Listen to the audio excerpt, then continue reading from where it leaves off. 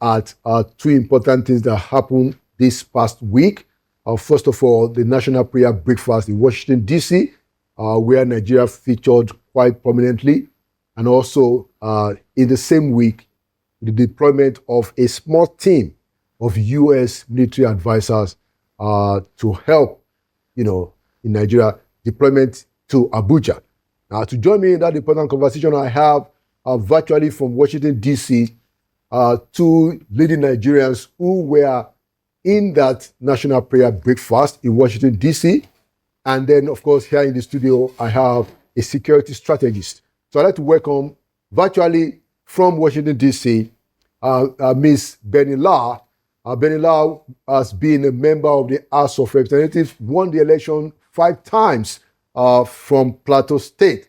Benny La, it's good to welcome you to Inside Sources for the first time.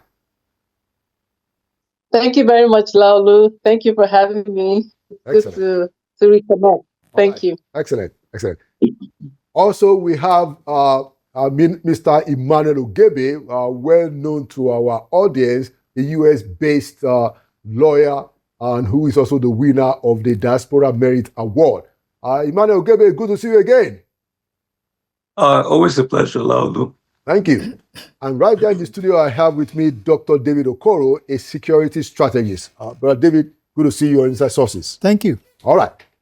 So let's start from our friends in Washington, D.C. I guess I'm going to start with, let's start with Benny La. Benny, what is your summary of the impact that this year's U.S. Prayer Breakfast, which I understand is actually organized by the U.S. Congress and a private foundation, it's made the news here in Abuja, in Nigeria, especially with the attendance of our First Lady. So how do you assess the impact of that of that breakfast? Well, thank you, Laulu, for that question. First, let me start by saying the United States has been hosting this event for 74 years, and this was the 74th National Prayer Breakfast of the United States Congress and, of course, of government officials. Every year that it's hosted, the President of the United States would attend. I remember the first time I was invited was about 25 years ago, before I moved back to Nigeria while I was still here, before coming to contest. And I thought that was awesome. So when I was elected, first elected in 2003, we also set up the Nigerian Prayer Breakfast. So we have a Christian parliamentary, legislators fellowship in Nigeria. And after a while, we also started something similar. What the prayer breakfast is about is the congressional members of Congress who are Christians would pray for the nation. And the prayer breakfast is an opportunity to bring people from different faiths, not just Christians, but leaders around the world. And we were pleasantly welcomed by President Donald J. Trump. I've attended when it was George Bush, I attended under Obama, and several other leaders. But I think this was really unique. And the reason why this was unique, in my view, is that 110 countries were welcomed, as usual. But more importantly, that it was an opportunity for Nigeria to forge ties with the United States.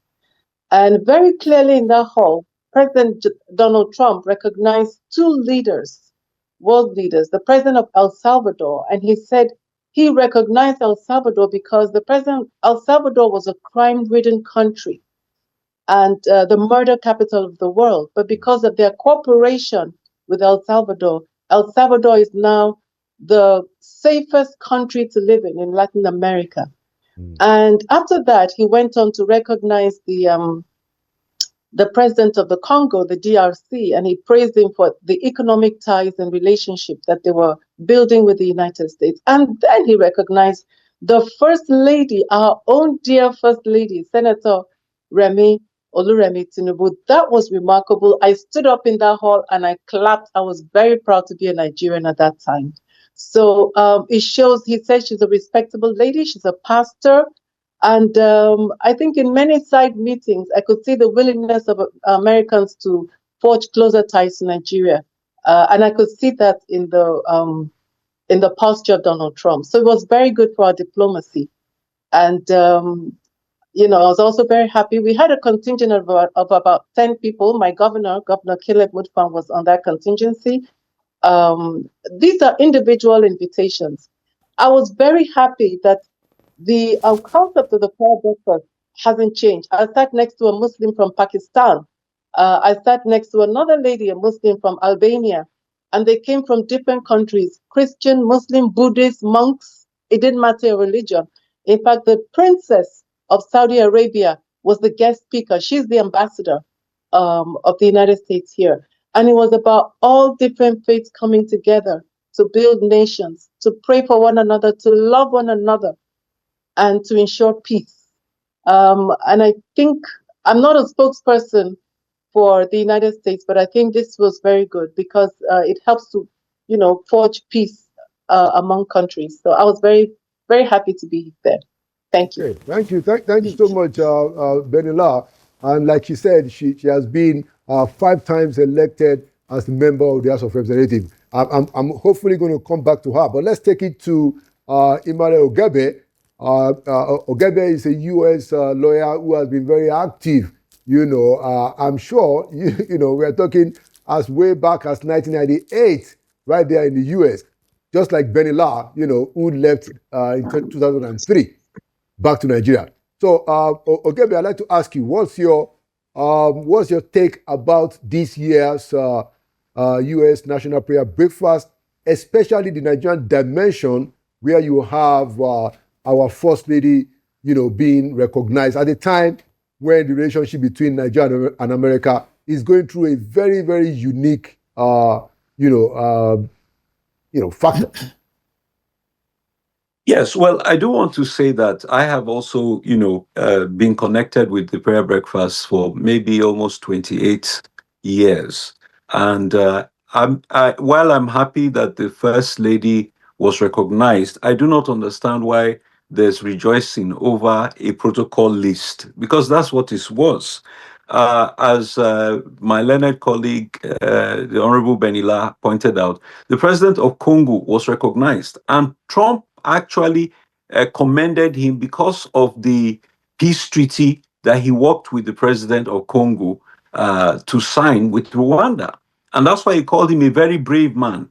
And he says, I know what you're going through, we're working on it. Trump also recognized the President Bukele of El Salvador, and he actually made a speech, And again, Trump, as she pointed out, talked about the crime and their cooperation. Now, when it came to the First Lady of Nigeria, he acknowledged her not by name, just by her title, and then he also mentioned the situation in Nigeria and how he's going to continue attacking those who kill Christians in Nigeria. So we see a president who was acknowledging successful peace treaties and a president who was acknowledging a work in progress. So I'm not sure that, this is as big a deal as people are making. Let me just say, for historical context, Archbishop Benjamin Kwashi was invited as the keynote speaker under the last Trump administration. He is a bishop from Nigeria, and that's a very high-level thing. And he didn't need lobbyists or anyone to secure that opportunity for him. Secondly, I should mention that when Trump and Buhari met at the White House, Trump mentioned Lydia and Joy, 2 Chibok girls that are here in America, in his speech. And it didn't require lobbyists or it didn't call for celebration.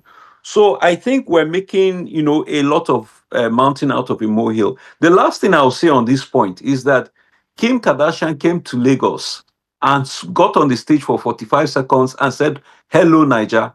And Nigeria's paid her $500,000 for that. So some of these photo ops, they don't make sense if it is costing us money. But if he was merely acknowledging her as part of the protocol list, of course, everybody's okay with that. Okay, all right. So in that same week, and quite a few things that I hope we will get to, at least one later. But that same week, while you guys were in Washington, D.C., holding this national prayer breakfast, the Americans did something. They deployed a small team of military advisors to Nigeria. So I brought our security, analyst and contributor to talk about that and tell us, in this same context of U.S.-Nigeria relationship, how should we Nigerians see that offer of the Americans? Well, I think it was an escalation. The relationship that was already being built under Trump with Nigeria was taken to another level, more practical now than all the talks that was being said. And I think that we need to put this in proper perspective, because what they simply did was to send a small team of advisors, military advisors to Nigeria. And in fact, nobody actually knows when they came into Nigeria, because some information say that, in fact, some of them were here before the Christmas Day bombing that happened with part of Nigeria. But having said that, it is significant that they are here. It's an acknowledgement that Nigeria is opening up for foreign support to be able to address the issues. The U.S. have decided to support procurement of military equipment for Nigeria. And like I said, this is another level. But then what should we make out of it straight away? Number one is for us to realize that this kind of relationship happens across the world, where America decide to intervene with any country. But then we must then understand that the countries have the major responsibility to play. It is not that the U.S. is coming to do everything for us with fold our hands. No, they are coming to provide very basic things that they will normally do: intelligence support, maybe training, maybe targeting. And one of the things that I am happy about is that from the information we have, the unit that are being sent to in Nigeria have special skills in targeting criminal leaders. Now, by this I mean that the low-hanging fruit for us, with the U.S. being here, is that now we can take out the leaders with their support. We saw what they did with Osama bin Laden and some other leaders of ISIS. We should now adopt that strategy, the low-hanging fruit, of seeking out the leaders of these criminal groups around Nigeria and simply take them out. That is the easiest and fastest way to go about this. The US are here. They will provide us with this capability and support. Then we go after them. Tuji, for instance, is all over the place. He's a bandit leader, for goodness sake. It's all over the place, and our military have not taken him out. The leader of Black Rawas is also going around spreading tentacle, and nobody have taken him out. The Kachalas of this world in Zamfara and all that. So the presence of the US here, I want to say that the low-hanging fruit is that we must then now seek their capability and their support to do the easiest thing to do to deal with this situation by they help us to track, identify where these people are, and take them out one by one. By the way, this was what Israel did recently when they wanted to deal with the proxies, Iranian proxies that were threatening Israel. They simply went after the leaders of Hamas, Hezbollah, and the rest are there's peace today in Israel. I mean, relatively, in terms of attacks from this group. So this is the easiest or immediate thing that Nigeria can act from the US and achieve straight away. Okay. All right, excellent. I'm going to take it to Emmanuel now, and to ask that why you guys were attending the prayer breakfast. I understand that this went on for several days. The context, the Nigerian context is the fact of the insecurity, which was why President Trump designated Nigeria as a country of particular concern, which was why he deployed that attack on Christmas Day. So while the prayer breakfast was going on, were you guys also aware that the Americans had deployed this small team? And then were there conversations around that and the general question of insecurity? Were there conversations between people attending the conference, the breakfast, and those of you Nigerians? Yes, in fact, I should make clear that there was a massive contingent of Nigerians present and others from around the world, because there was a summit on religious freedom. People may not know, Prophet El Buba was there as well. Mm. Alex Barbir, Honorable Benny and I were so excited to see that young American man who has come to Nigeria and is rebuilding houses. So there were massive discussions going on. In fact, let me say this, immediately after the prayer breakfast, as the First Lady left to go and give an interview on Fox, one of our delegates, Dr. Gideon Paramalam, was invited to the White House for consultations.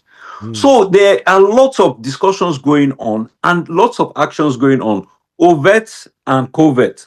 But let me say this, and this is very important, that apart from photo ops, there are practical things that need to happen. Now, the president of Syria was once a wanted terrorist by the US government. They offered 7 million for his capture, as well as 7 million for the capture of Abu Shekau. Guess what? He repackaged himself, he did the right things, and he was hosted in the White House in November. Nigeria should focus on doing the right things. They didn't engage with us in diaspora. They didn't engage with Nigerian faith leaders and faith communities at home. There have been more hearings on religious persecution in Nigeria in the US Congress than in the Nigerian House. Let me even tell you, last week as well, a young Christian orphan who has been held illegally by Kano government for 6 years died. And we had told the Nigerian government, release this boy. This is why people are being designated CPC. And if you don't address these issues, guess what? This year again, they will be designated and people will be shouting. So what I want to point out is part of the challenge with the First Lady coming out is that unlike your tenure when the Vice President was a Christian and a pastor, and you people came out and you were able to engage on that level, she is representing a Muslim ticket as First Lady. She doesn't have any political position. She's not even a senator anymore. So she cannot have the kind of access and credibility if we had a Christian vice president speaking on these issues the way that you and Osibajo had that credibility. So again, I call on the Nigerian government to work hard to address the issues that the US has noted. But I also call them to deal with the diplomatic deficit that they have. Guess what? For over half of their tenure, there has been no ambassador in Washington. Do you know that Buhari was a terrible president in the sense that he appointed Justice Usofo, an 80-year-old man, as ambassador in Washington, which led to the tragic situation where 2 Nigerian ambassadors died back to back in office. Professor Adepoye died and was replaced by an 80-year-old who died. Who does that? Okay? And we thought that was terrible. Only for Tinubu to come in and he didn't appoint any ambassador. So now you are spending millions trying to cure a problem that you created. So I call on Nigerian government, appoint your ambassadors, hold hearings in the National Assembly on persecution in Nigeria. Invite us. I am saying this now. Invite us. We're willing to talk to you to show you the way to get things right. You pay a foreigner who doesn't know Nigeria, the most he can get you is photo up of 30 seconds, and you're clapping after spending $750,000 a month on lobbying. It makes no sense. Talk to your people, engage, and we'll map out the way to resolve these issues. Thank you so much, Emmanuel. Let's take it that same point to Benila. Benila has been a 5-time member of the House of Representatives. I'd like to have your take. Do you think that we could have gotten that recognition? Because you did say that you two were delighted, you felt proud. Could we have gotten that recognition also in a cheaper way if we had an ambassador in Washington, D.C.? Could we have gotten that recognition without having to pay a kobo, Benny? Lalu, first, let me say something that I feel I should mention. First of all, the issue of yes, you asked Emmanuel a very important question. If you don't mind, I want to go back to that question. Yes. About whether there were side meetings and what the meetings entailed. Yes, there were many side meetings held, and Americans wanted to know how they can help. But the takeaway I got from it is that, look, we're not going to run your country for you. We are only going to support you with equipment, maybe some training, and so on and so forth. And that's why you see that small force coming. We're not going to go down there and handle all of your security. But they did warn us that Nigeria is already targeted by terrorists, the whole of Nigeria, because there's a weak system right now in place, especially in terms of security. And so they're taking advantage of it. They did say that we must, as a nation, as a people, handle certain issues ourselves. And so, as far as insecurity is concerned, that's very critical. It's our lives.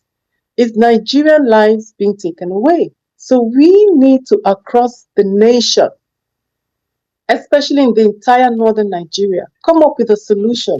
The Northwest, the North Central, and the Northeast. We see that violent attacks occur in these areas. America doesn't live in Nigeria. They cannot handle everything. We have to come up with a solution where it's kinetic and non-kinetic. So we have to also make sure that we prevent these attacks from happening. How do we secure communities? And that's the most important question, because security of life and property is like one of the speakers said that we will be accountable to God, not just to man, all of us as Nigerians. So I think Nigeria should talk more about how to secure the lives of our people. The National Assembly, the government, the executive, the judiciary, the traditional rulers, and the people themselves must have a plan, and the security agencies. What is the plan for these communities? The early warning system is not working. You can see communities say they inform security. That's not working. Communities are still being massacred. What happened in Kwara, in Katsina, what's happening in Nigeria is very sad, and our hearts bleed. So I think we as a nation should be more serious on what is happening, why are lives being taken, and how do we secure the lives of Nigerians. I think also, of course, it's very, I believe it's very obvious that, yes, an ambassador is needed. And I think the government, President Tinubu's government, I think they've alluded to the fact that they will be sending ambassadors. And I believe appointments have been made. I believe it's in process and it's in the works. The ambassador has a lot to do, a lot of work to do. So we look forward to whoever is coming in as ambassador to handle, to fill in the gaps. One of the things I like about what I saw from the prayer breakfast, a lot of ambassadors were there. I also sat next to the ambassador of Moldova. The ambassadors here have a very strong network, and the U.S. government listens to the ambassadors. So I think the entry of an ambassador into, taking up the appointment and coming in to Washington to start their duties is very key to our diplomatic engagements. Thank you. Thank you. Thank you so much. So I bring it to Dr. Okoro as we begin to round up. So do you think that the deployment, of those military advisors, like she said, they were told, the Americans told our Nigerians there that you guys have to solve certain things by yourself, Now, do you think, therefore, that this deployment of the American military advisors, do you think it can send a signal, to the terrorists, especially since we had that bombing in December 25? We've not had any other, and it's going to 2 months now. They haven't really felt any kind of that American impact. So is it that those advisors, being here signals to them, or should we expect more firepower, impact on those terrorists? Well, at the end of the day, it's Nigeria. Talking about the Northeast, why you have not had a lot of these issues of terrorism anymore, attack, is because the Nigerian military seem to have mastered, or largely mastered, that side of the war. They understand it better now, and they are on the offensive. Before they were on the defensive, but now they are taking the initiative. They are going out and going after these elements. That's why you're not hearing much. It has only to do with the Americans bombing. But the coming of the US, unfortunately, the strategic risk is that now it gives a lot of the northern, the radicalists, a tool. Talking points. Yes, to say, look, we have foreigners from the US, from the West coming here. It gives them more ground to recruit people now, to radicalize more people. It also creates a new scenario that international warmongers, the jihadists, now might come this way and say, okay, Americans are here, they are in Nigeria, let us take the war to Nigeria. So if we don't manage this well, there are also going to be backlashes. So how do we manage it well? Well, manage it well is be proactive. Be proactive.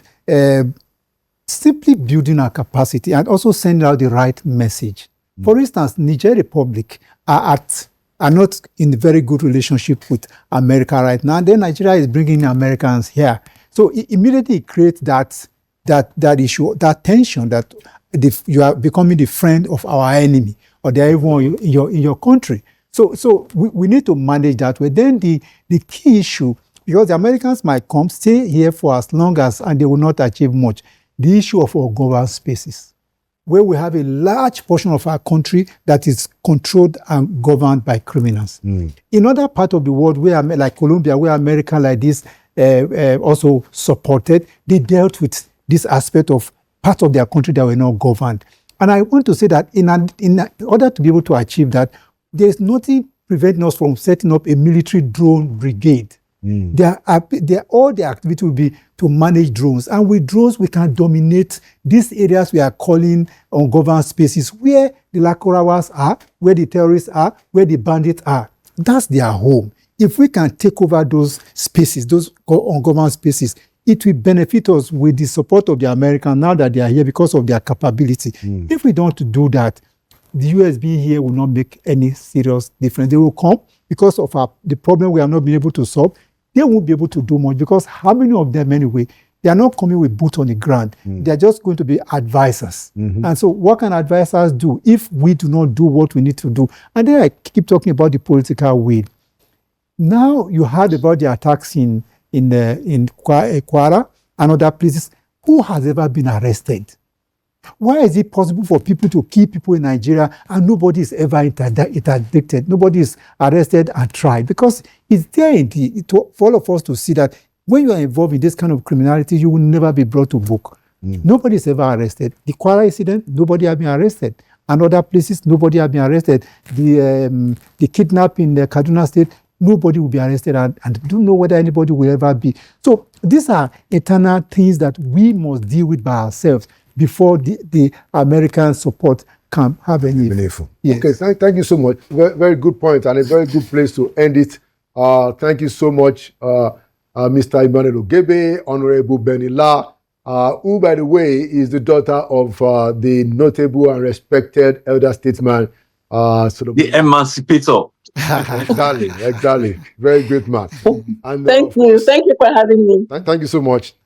And of course, here in the studio, our security strategist and contributor, Dr. David Okoro. Thank you for coming to Inside Sources. Thank you for having us. All right. Thank you. Thank you so much. And there we have it, another edition of Inside Sources. Like we always say, Nigeria will prevail. It means Nigeria will win. My name is Laulu Akonde. Thank you for watching, and I'll see you again by the grace of God at the next edition of Inside Sources.